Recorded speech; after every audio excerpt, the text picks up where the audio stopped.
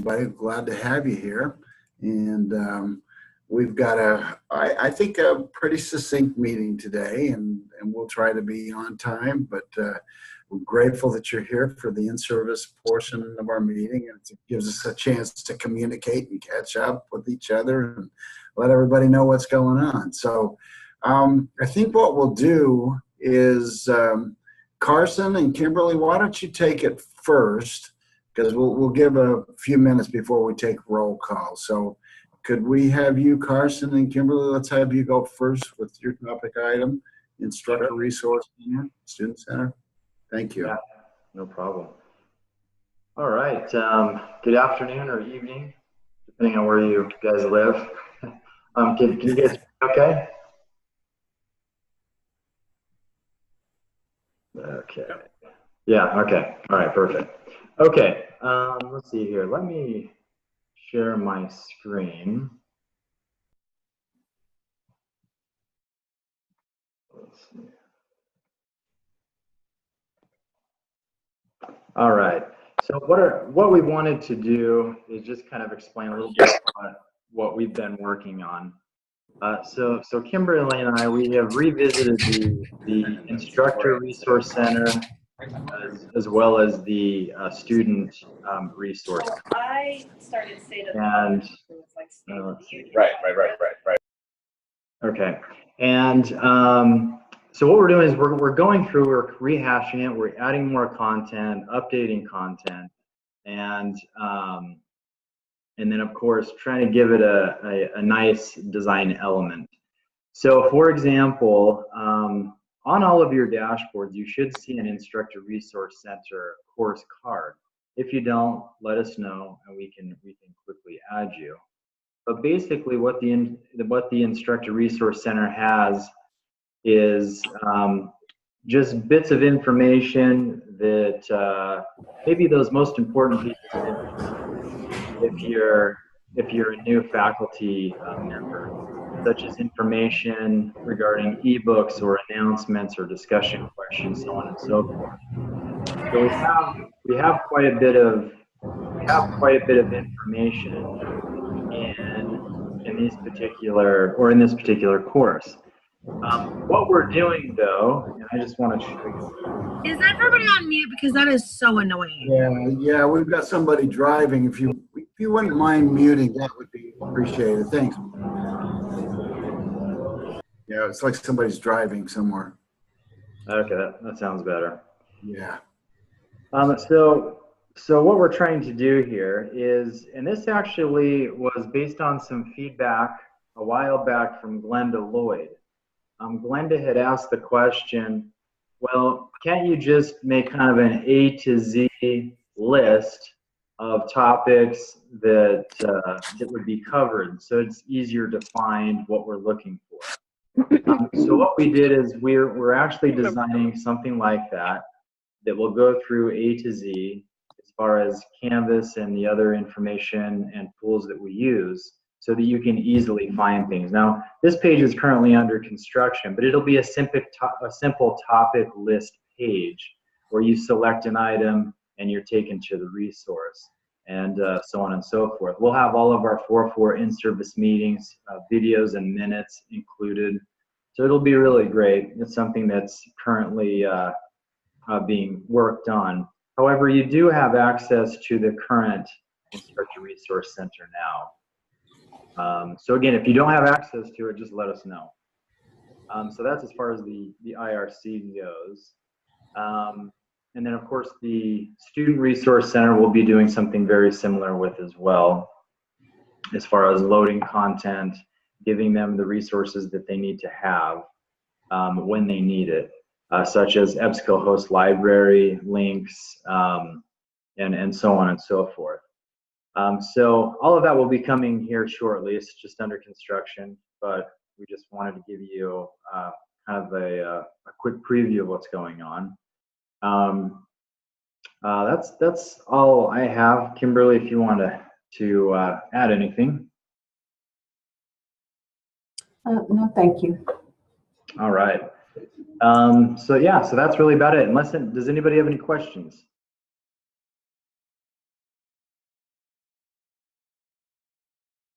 It Okay. looks good. So, Yeah, that's all for you, Glenda. That's all for you. Remember that request. Yes, it looks good, Carson. Thank you. Yeah, we'll let you guys know when it's ready to go. Okay. so yeah, we're involved in doing a self-study right now in preparation for an accreditation evaluation. Is it October or November, Art? Something like that. But long story, yeah, they may interview some faculty and they may interview some students. And so some of the things that we need to do to be in compliance is make sure that we have orientations, and we do make sure we have instructor resources, and we do. And just in case you've forgotten that we have it, we just wanted to remind you that it's there in Canvas. It has been transferred over. The other thing is when it comes to like learning resources and sort of a library on a ground campus, you have to have learning resources or access. Students have to have access to periodicals and articles and books, things like that. I know that many of the courses will have them go out and write a paper. Well, we have to occasionally encourage the use of like EBSCO to do research and other sources. And so you will see in the course syllabi, go to the online library or EBSCO to do an article and do some research and write your papers. So we don't want you to be unfamiliar with the fact that there's a student resource center also. And just wanted to remind you of that. So any questions on Instructor Resource Center and Student Resource Center? The purpose of Student Resource Center is, videos on how to do things, how to write a paper, but it's also where EBSCO, our online learning database library, is housed as well. Any questions on that? Okay. Sarah, do you want to take your portion of the meeting? You want to talk about in-service meetings and professional development? Sure.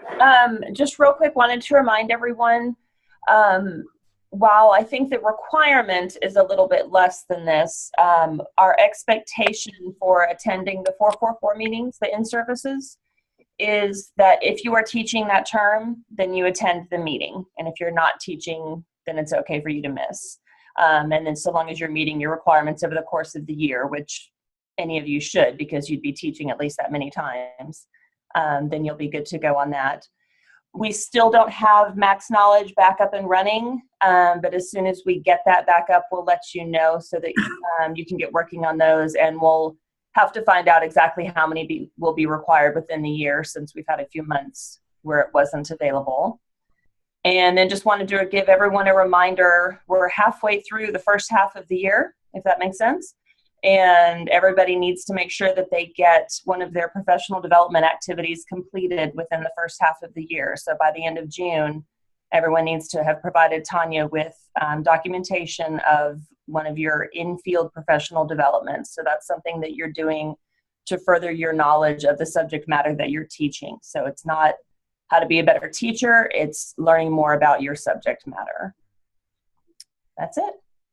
All right, thanks, Sarah. Yeah, the contract with Max Knowledge has been renegotiated, and we will have it, but there's no ETA at this moment. So it will be available for professional development.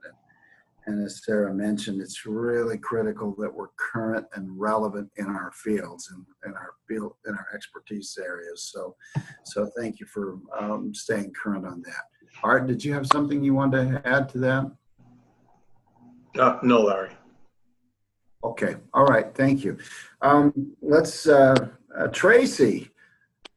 Will you do the honors? Okay, so the AR award this term goes to a faculty member who was instrumental in creating the Allied Health program here at Vista Online. And as an adjunct, she has continued her good work and is engaged in her classroom and continues to support our retention efforts. The AR award goes to Susan Cousins. Yay! All right, Susan. Oh, I realize you can't hear me. Congrats, Susan. Good job. Yay. Do you have anything to say, Susan? Good job. Thank you. Thank you very much. It's been my privilege to work with this group of people, and I still continue to enjoy it from my adjunct perspective, and perhaps even more so because I'm more in touch with the students. So it gives me a refresher in being more student oriented than curriculum or anything else. So I've really been enjoying this. Well, thank you. Thank you, Susan. Thank you for all the good work. You do great work, and it's much appreciated. Anybody else want to say anything to Susan? Because we all love you. All right. I'm just shocked. Tanya, do you want to take roll? Sure. I was trying to go through and see who all has already logged in. If I call your name, please just let me know if you're here. And I know Ann's not here. Cassandra McDade.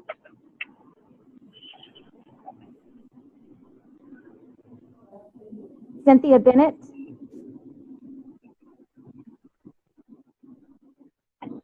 Daryl Culpepper.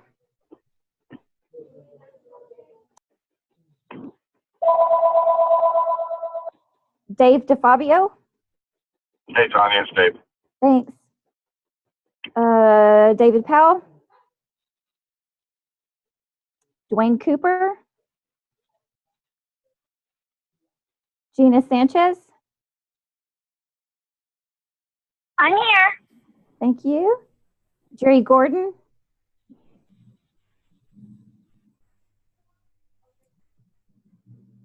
James Fountain, are you here yet? Yes, ma'am, I sure am. Thank you. Jimmy Womack, I don't think he's here. Kevin Smith.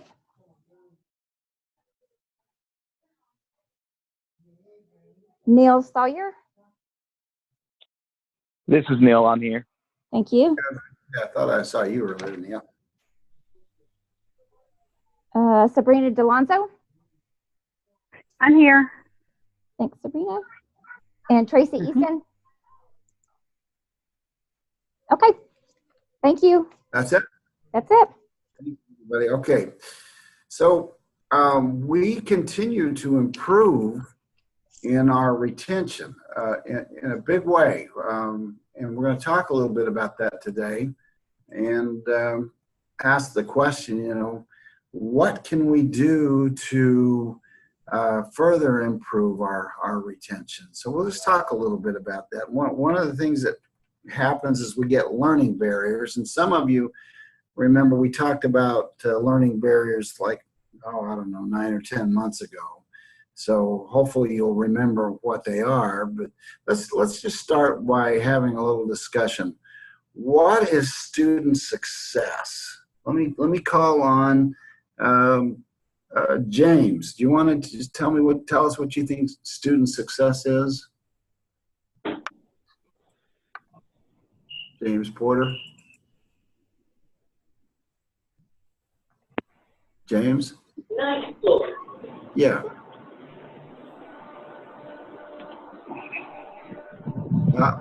James can't do it. Nathan, what's student success? Well, the ultimate in student success, Larry, is whether or not we graduate our students and they're able to take what they've learned at Vista College, apply it in the workplace, and get active employment. I love what you said. Graduate, yes, that's success. Oh, got something going on there. That is success, but what you said at the end, know what they know to get a job, I think you kind of said. No, I said take what they have learned and be able to apply it in their professional careers in the workplace. Ah, well I think that's a really good answer. Anita, what would you add to that? What is student success? Oh, there, I'm unmuted. I would say while they're in college, that they need to be engaged. They need to know, have an idea about, their goals, and to be in touch and be connected not only to the instructor, but to the college and the other classmates, even though it is an online format. Good job. Thank you. I love your word connected. So we've heard apply knowledge. We've heard get the job. We've heard connected. George, what would you add to that? Well, I would add that students will be able to effectively sort of balance all the competing things that they're doing simultaneously. Many of our students are parents. They're already probably working while they're taking classes, but be able to effectively plug in our classes and coursework and content and be able to do all those things successfully. Thank you. Student success, one time I had a meeting with, it was actually a McGraw-Hill meeting, and they spent a whole day with a group of people trying to define what student success is. And I just walked away going, it's really pretty simple. I believe the same as Nathan, apply what they learned so they can get a job. And when you look at the surveys that we take with our students coming in, a little over 70% of them are first generation students, and almost to a T, they put the reason so I can get a job, so I can get a better standard of life, living, so I can take care of my family, so I can get a promotion. I mean, why do they spend their time studying anyway? I mean, have you ever asked the question, why do you study? What do you think, Mark? Why do you study? Well, Mark? so you can have some, to learn the subject matter. I mean, we're talking about, we want to be able to apply it to your future employment or to get a promotion or something. Hopefully we're giving them information that they can take that enables them to promote or enables them to get that job or to use it. Someone also mentioned, the time management is huge. I mean, it's huge in any job. You have deadlines. When I was a deputy, you had deadlines for reports, investigations, whatever. I think the school I here teaches, we have 5-week classes. They move quick. So I think for them to be successful, we've got to teach them some time management skills too. Yeah. Well, coming back to the question there, Jenny, what do you think? Why do they enroll in study? What do you think, Jenny? Any thoughts? Well, this is Dan Ferentz. I think that really they study if they feel like they're learning and they are excited about what they're learning. Okay, they all know study because the course requires it, but the student success and the successful student, they get excited about it. Therefore, they study because they enjoy and they're excited about what they're learning. Yes, I think you're really onto something, Dan. Really good. Study, they enjoy it, they're excited about it. Well, what gets them excited? Any thoughts about that? Meredith? Faculty. Faculty, good. What else? What do you think? Beth, Mark, go ahead. Organize the class, feedback provided to them, reinforcing their education. I think all of that excites them about the class, the attitude of the instructor, the organization of the course material, themes that intrigue them and challenge them. I think also enchant our Good. So you mean like an instructor's pretty much the key to making the content come alive and being excited? Is that a fair statement? 100%. I believe like it is. since the instructor is the course.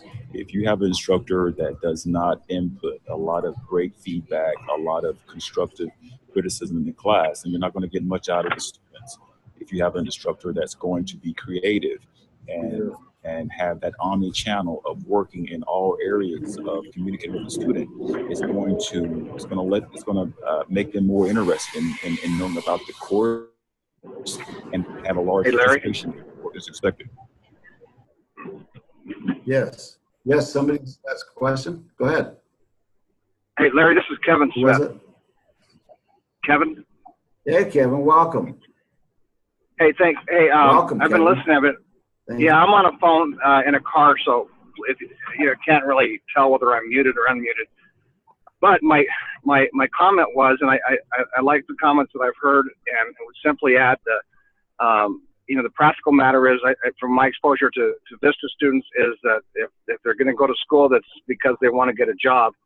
But through the process of education, I think where faculty comes in handy, is instrumental, if not necessary, is some of the points that have been made. It helps them understand their potential, and it helps them unwrap, a great gift, which is themselves, which they may not have seen if they're the first generation of college learners, and so or students. So I think that is a tremendous opportunity to create a context for somebody to figure out who he or she is through education and through leading somebody through that process.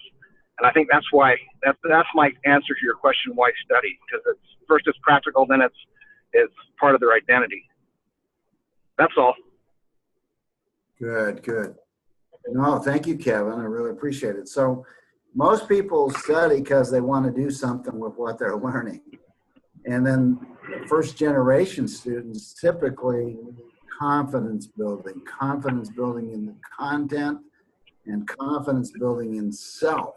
It's really important because many of our students have actually started school before and failed and dropped or didn't think they could do it, or they don't have the support system to do it. And yet they need to study. They know they do because they want to do better in life for their family, for themselves. And so why study? They want to study because they want to do something with the material. Well, I'm really happy to show you this. This is the online retention trend, and this is what all of you have helped to make happen at Vista College. If you'll look back, you can see the retention, the trailing retention was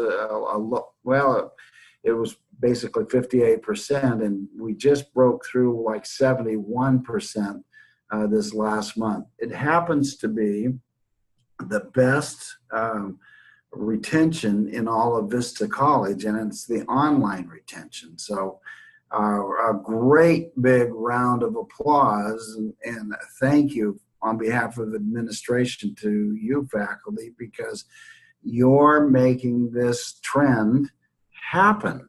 And I can't even tell you how grateful we are for what's happening. And it's because you are doing the right things to build confidence.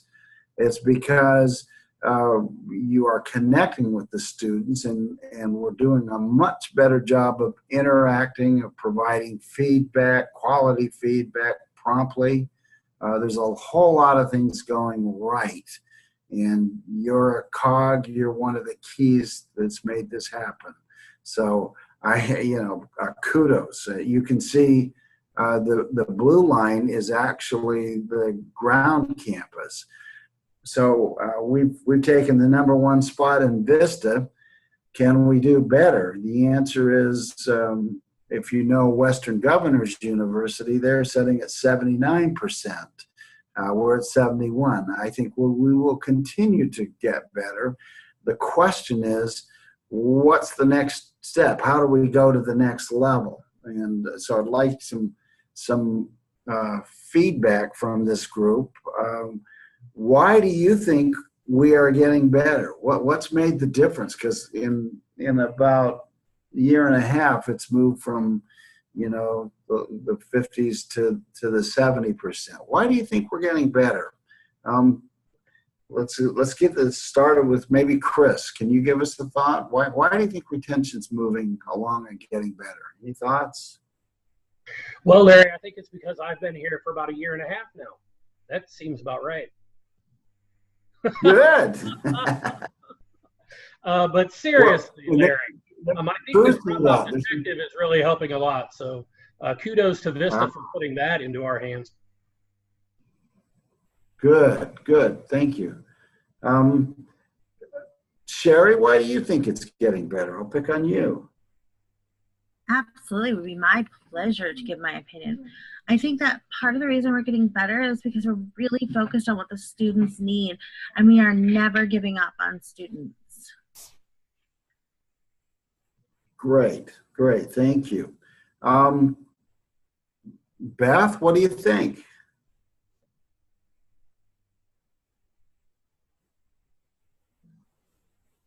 Beth, are you there? When you're a presenter, sometimes it's hard to see the names, but how about Amy? Hi, Beth is here. Hi. Go ahead, It Beth. took a while to it took a while to unmute. No problem. I couldn't find it.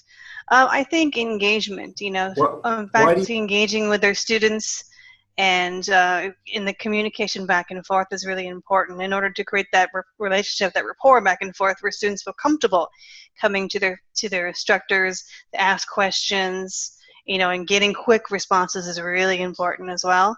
And because otherwise the student will, especially in the earlier classes, the beginning classes, right, the foundation courses, the student might shut down, and give up if they're not getting responses back quickly from the faculty. I think that's one thing that's helping a lot.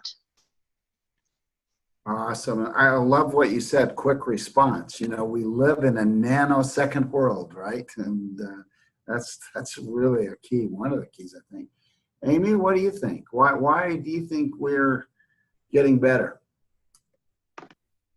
Well, this is my very first session, so I'm learning a lot about the way things are different at Vista College. I've been teaching for 13 years, and I've never had or been expected to have so much contact with students.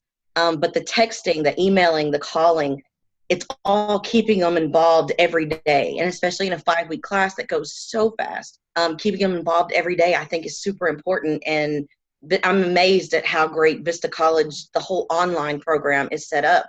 The Dropout Detective is amazing. Love it. Good. Christy, why do you think our retention's improving? What do you think? Well, for me personally, it is the tools that you've given us through the new system. The Dropout Detective, #1, keeps you just front and center who really needs you to reach out to them now. And it's really a lot easier to keep track of students that are falling behind. So I really appreciate those tools. Beautiful. Lydia, you're on the call. What are your thoughts? Obviously, it's the student services team. That's first and foremost. And I'm totally joking. I have said it before, and I will say it over and over and over and over again, that it's constant communication with students, and it has to be personal with our students to keep them engaged and involved. Like, our students don't have support at home. They need to know that they have a cheerleader, that they need to know they have someone that will help them and encourage them and provide timely feedback to them and good feedback so that they can grow, because most of them do want to do very well. So they are looking for your guidance and for you to hold your hand, and for better or worse, that's what we are going to have to do with our students. Beautiful. So Tinto is kind of like a guru in retention research, and Tinto is well known and often quoted on retention research. And he says, personal contact, prompt quality feedback. That's it. That's what he says. And it just echoes exactly what you said, Lydia. And this feedback not only comes from student services, because that's an important aspect, but you as faculty members, you make or break that feedback. And that feedback has to be confidence building feedback with a career college student, both in terms of content and personal. You know, they might have a little confidence in themselves, but if they don't have confidence that they're learning the content, that's a problem. You got to work both angles, both content and personal. So it's really important that you pay. So you know, my question is, how can we continue to improve retention? How can we take it to the next level? Because we're now meeting minimum, right? If you think about it, we're now meeting minimum, which is awesome and outstanding for an online school. But we would like to kick it up, you know, a few more notches. And so I'd be interested in your thoughts. How can we take it to the next level? Anita, your thoughts. How can Yes, I would say to continue doing like what everyone mentioned, and to ensure that each student's needs are being met. And for an example, if you see students that are maybe not logging in as they normally would, and just keeping close tabs on their work, on their progress, and you know, just working with them on an individual basis. Beautiful, thank you. Dan, you want to contribute? How can we take it to the next level? What would you suggest that we do? Well, Larry, I think for me, what I've been trying to do, I'm going to kind of echo what some of the other people were saying, but number one is trying to give them quicker feedback, but make sure that the feedback is quality. Like when I'm first being introduced to a student, I'm taking much more time to find out a little bit about their background, who they are as a person, do they have children, what are the names of the children. I'm trying to make it, in my mind, a lot more personal. And I keep notes, and then I refer to those notes when I'm on a discussion board, for instance, or talking to them and maybe in a feedback, in a reply. And I think the fact that I'm remembering these things, even though maybe I'm not, I have notes on it, it's again, making them feel more drawn into me as a teacher. So that's one thing I would suggest doing. Beautiful. In fact, you pricked my memory. I know when I taught when I teach online and I taught a Vista course, I added a discussion post where I said, introduce yourselves. I mean, if you're talking to them, it's easy to do that, and you should. But Dan, that's a really important point. Introduce yourselves and find out a little bit about them. That's very helpful. That's a good thing. And I know we've talked, Carson and I, Kimberly, have talked about going forward as we revise the courses to actually have an introduction post there, just so we can get a little more personally connected with their goals and dreams and aspirations. So thank you for that. Let's see. Jenny, have I picked on you? If I haven't, what would you say we could do to advance our cause here? Well, I agree with Dan that getting more personally involved with the students and getting to know them more so that we know more details about their lives is helpful. I like your idea of starting a thread to introduce each other.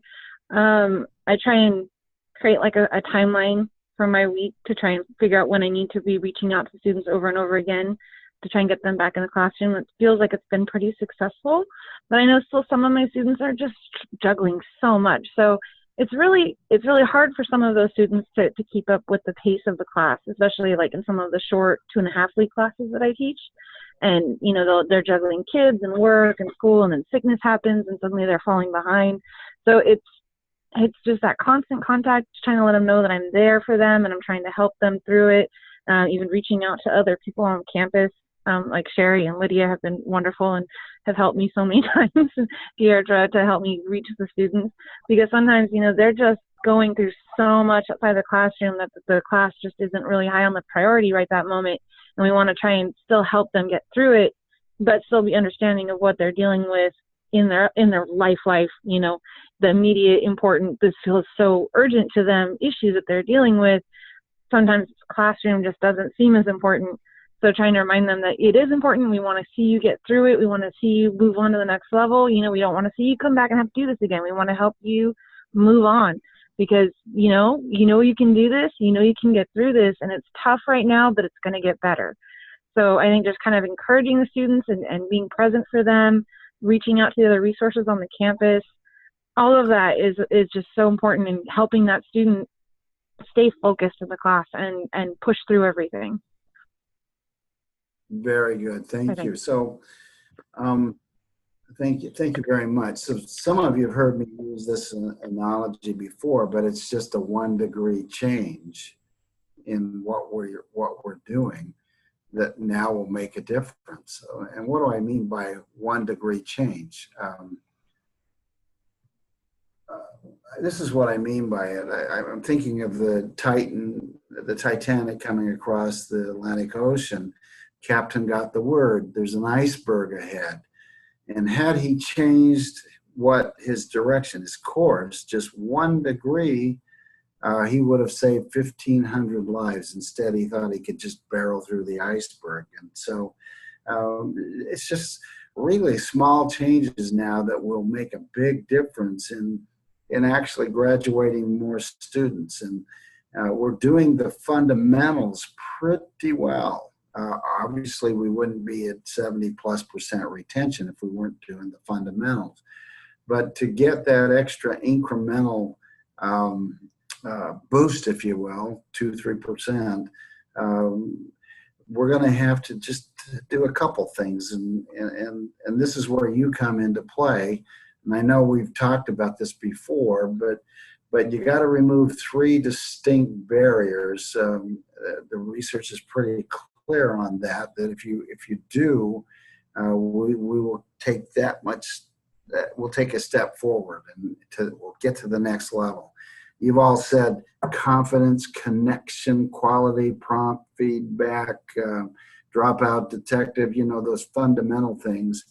But who controls the next 3 barriers are you. And it isn't Lydia in student services, it's you in the classroom. And so I want to remind us of what those barriers are, especially for first-generation students. So does anybody remember the first and the greatest barrier to learning and frustration with students? Do you remember this talk we had some time ago? Anybody remember it? Let's see if we can. We did this presentation, I think 11 months ago or 9 months ago, something like that. Language? Language, keep going. Words. Go ahead, talk about that. I was close. Yeah, the words we use. How is that a barrier? Well, if the student doesn't understand it, then, they're less likely to be, for example, engaged on the discussion board or even, complete the assignment if they don't understand. May even feel, a little embarrassed to even ask for help, Most people are embarrassed to ask for help because they're seeing a word and they just stop. I don't get it. I'm not sure what that means. And that causes an internal conflict because nobody likes to feel dumb, right? And so, the words we use must be what I call cleared when you use this. When you're presenting a concept, it's critical that you take the time to clear the words. Some of you, I think I've done this to this group, but if I haven't, I'm going to do it real quick. It's a beautiful day out there. The sun's shining. Can y'all see it? There's a light breeze flowing, and I look over in the sky, and I see a kite, and all of a sudden the kite swoops down and picks up something on the ground. You see the word kite, there's a bird that's called a kite, but some people would get confused with how can a kite swoop down and pick up on something on the ground, you know. It's because they don't know that a kite's also a bird, right? And so I use the example of a beautiful house, and we could paint a word picture of a house and flowers and trees, and then I could say something like add a dub, D-U-B, and that would probably cause some frustration internally, because most people don't know that a dub is a pond of water. So the words we use is the single biggest barrier, and the things that and the issue or the constraint, it will cause folks to say, well, I don't know, I'm frustrated. And the research is clear, they will leave. They will leave, they withdraw, they won't answer the question, they'll be frustrated. So that you're right, Tracy, the number one barrier is the words we use. You want to be careful when you introduce a concept or you're talking, make sure you break it down, make it simple, especially for first generation students, because they probably don't have the language skills that you do. What's the number 2 barrier? Anybody remember? And I'm reminding this. Jill, were you on that conversation when we did this presentation 9 months ago? I don't know. I don't think so. It doesn't sound familiar. Maybe I need to do it again. I was thinking this was a reminder, but anybody, what's the number 2 learning barrier? What frustrates students? Time management. Time management, that can be a frustration, but it's not the main barrier. What's the number 2 barrier? So you got words that you've got to pay attention to, and you control that. Student services doesn't. You do. And when you're in the classes. Then the second part, you control that as well. And it's a little bit of a problem in a 5-week course, but depending on the subject. But anybody remember? Too much, too fast, okay? You're loading it down. I use the example of a guitar teacher teaching somebody a guitar. You get really excited to learn to play the guitar. You go to your first lesson. He or she learns the G chord, and it's really easy. And they go home and they say, look, I can play the guitar and it sounds good. They go to the second lesson and they try to teach you the F bar chord. And the bar chord takes a good year for people to master, most people. And they get frustrated because they can't make it sound good. It just sounds awful and it hurts and your fingers are ready to bleed. And so they go home and they do what with the guitar? They put it in the closet and stop. Too much, too fast. You got to very carefully introduce concepts and the concepts that matter, not everything. Don't impress them with your knowledge. Let them. I talked to Tracy about med terms. You know, I'm sure there are med terms that the students have to know, but they don't need to know everything. And if you try to get them to know everything in 1 or 2 or 3 weeks, what happens, Tracy? Too much too soon. That's a number 2 barrier. Number 3 barrier is, anybody remember?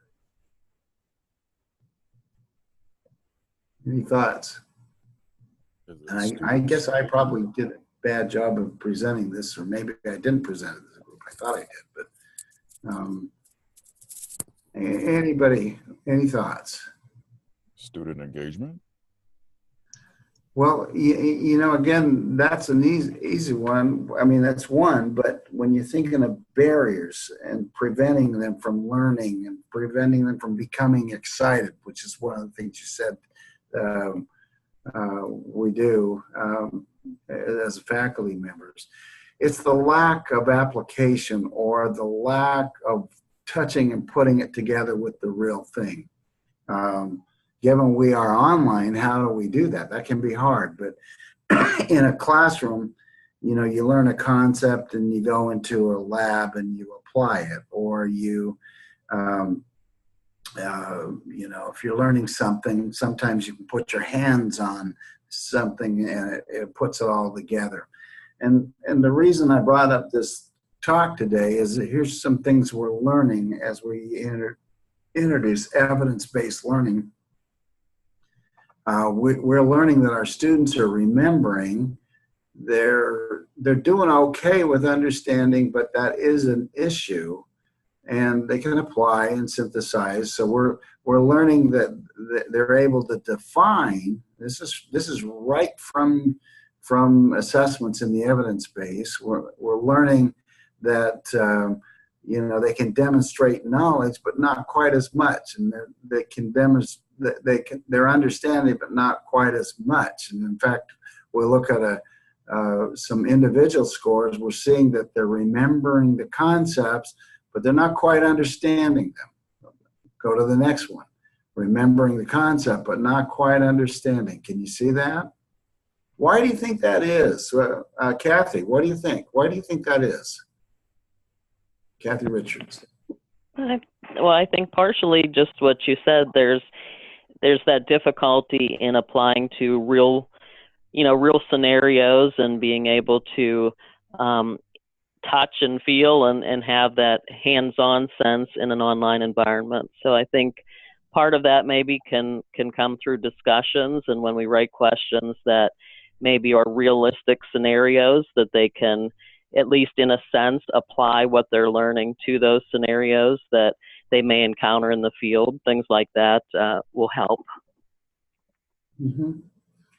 Yeah, and thank you, Kathy. Our students are mastering the concepts. Remember, we want to master 2 out of 3 concepts. So they're doing okay. It's not that. But what we are learning is we need to do a better job of applying the concepts to the workplace. In discussion questions, you mentioned that, Kathy, feedback on assignments, mentoring and coaching sessions when we talk to them. We must do that. That's that third barrier to learning, is the lack of the real thing, touching, being able to see how it goes together. So they're understanding, and we're doing a pretty good job of doing that. They're just, they're defining is what I meant to say, but they're just not quite seeing, well, how is this going to work? And it's because we haven't quite connected it to the real world, if that makes sense. And so the takeaway today from our training or our seminar here is you can help us to go to the next level by, number one, being careful with the words you use and at least defining and clearing. Number 2, don't give it too fast, too much too fast. Decide what they need to know, the 20 that equals the 80, and deal with it. And number 3, and this is really critical, that we find ways to apply what we're teaching to the workplace. Always link discussions and feedback to the workplace. That is so critical. Now with our evidence-based curriculum, we've got videos and things like that help them to see it being used in the workplace, but we've got to continually reinforce that. And so that's my takeaway message today. I love what we're doing. I think we've made great progress. Oh my gosh, we should hold our head up high just to get it to the next level. I need your help. As the academic dean, I need your help. And the best way, the most important thing you can do, be careful with the words, pick what they need to know, not too much, and do your best to mentor, provide feedback that helps them to see how they're going to use it in the workplace. That's what gets them excited. That's what makes them want to continue, is they go, wow, I got to know this to use it in the workplace. So you're the ones with the secret sauce. You're the ones that know that. And so that's what I have to say today. I hope this has been helpful. The purpose of these in-service meetings is just to get us to think and to get us a little bit better and to keep us moving in the right direction to where we're graduating students who are well prepared for employment. That's student success. Dr. Waller, you want to conclude the meeting? Sure. So what came to mind for me is, and I practice this almost every day, is a Zen principle of pause, stop, look.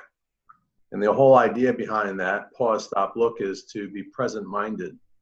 So I'd like for you to all be present-minded about a 71.5% retention rate for TTM, which is extraordinarily good compared to where we've been in recent years. So give yourself a round of applause for that, and let's continue to do the great work that we've been doing. And it's a great honor to work with all of you.